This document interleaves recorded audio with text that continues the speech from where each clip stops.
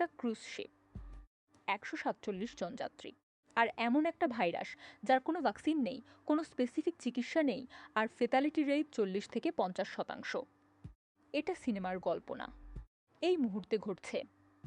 MV হন্দিস নামের একটা Dutch cruise sheep এপ্রিলের শুরুতে আর্জেন্টিনার উশুয়ায়া থেকে যাত্রা শুরু করে। কিছুদিনের মধ্যেই যাত্রীরা একে একে অসুস্থ হতে শুরু করেন। এখন পর্যন্ত 9 জন কনফার্মড আক্রান্ত, 3 জনের মৃত্যু হয়েছে। ভাইরাসটার নাম হান্তাভাইরাস, বিশেষত অ্যান্ডেস স্ট্রেইন। সাধারণত এটা ছড়ায় ইঁদুরের মলমূত্র থেকে, কিন্তু অ্যান্ডেস স্ট্রেইন এর একটা বিশেষ বৈশিষ্ট্য আছে। এটাই পৃথিবীর একমাত্র হান্তাভাইরাস যা মানুষ থেকে মানুষে ছড়াতে পারে। সেটাও রের, কিন্তু এই জাহাজে সেটাই হয়েছে বলে ধারণা। শুরুতে ফ্লু এর মতো লাগে, তারপর দ্রুত ফুসফুস বিকল হয়ে যায়। ইনকিউবেশন পিরিয়ড 8 সপ্তাহ পর্যন্ত।